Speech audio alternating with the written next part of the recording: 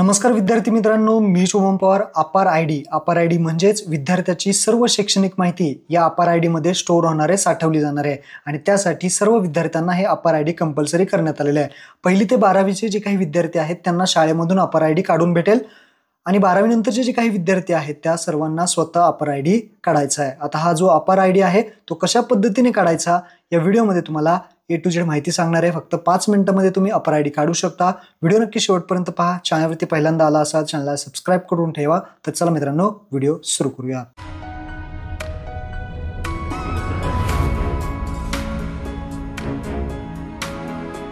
तर मित्रांनो, अपार आयडी काढण्यासाठी सर्वात प्रथम तुम्हाला या वेबसाईटवरती यायचं abc.gov.in या वेबसाईटची लिंक तुम्हाला खाली डिस्क्रिप्शनमध्ये दिलेली आहे.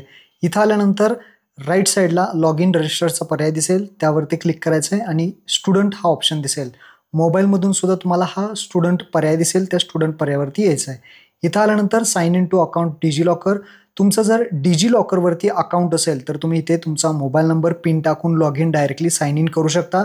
परंतु जर अकाउंट नसेल तर खाली साइन अपचा ऑप्शन आहे, या साइन अप बटनावरती क्लिक करायचं आहे.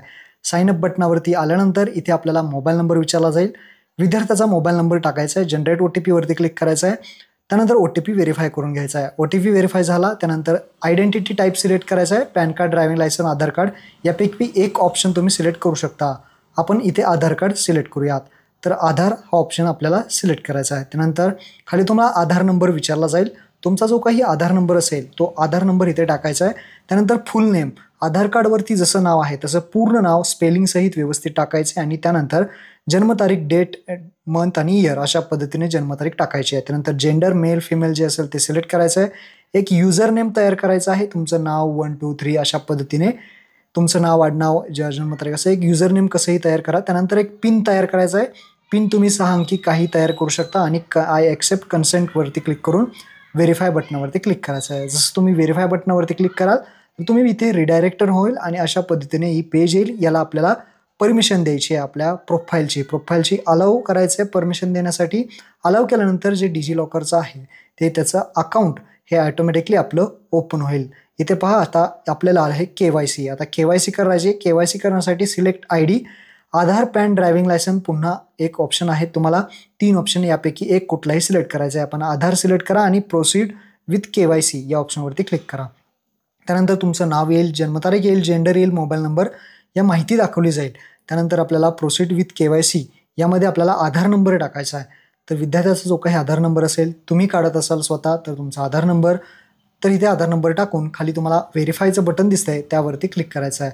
व्हेरीफाय बटनावरती क्लिक केल्यानंतर तुम्ही पाहू शकता इथे आपल्याला आधार कार्डला जो नंबर लिंक आहे त्यावरती OTP येईल. तो OTP इथे टाकायचा आहे आणि खाली सबमिट बटनावरती क्लिक करायचं आहे.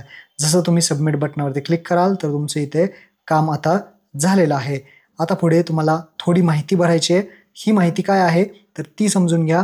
इथे सगळ्यात महत्त्वाचं तुम्हाला विचारलं आहे आयडेंटिटी टाईप. आता यामध्ये आयडेंटिटी टाईपमध्ये तुम्ही तुमच्याकडे काय आहे यापैकी रोल नंबर आहे, रजिस्ट्रेशन नंबर आहे, एनरोलमेंट नंबर आहे का नवीन तुम्ही ॲडमिशन घेतलेलं आहे, यापैकी कोणतंही ऑप्शन. तुम्ही नवीन ॲडमिशन घेतलं असेल, तुमच्याकडे रोल नंबर असेल तर रोल नंबर टाका. न्यू ॲडमिशन डायरेक्टली असेल तर डायरेक्टली तुम्ही न्यू ॲडमिशन सिलेक्ट करा आणि युनिव्हर्सिटी सिलेक्ट करून ॲडमिशन कधी घेतले ते टाकून सबमिट करा. तुमचं अपार आयडी निघून जाईल.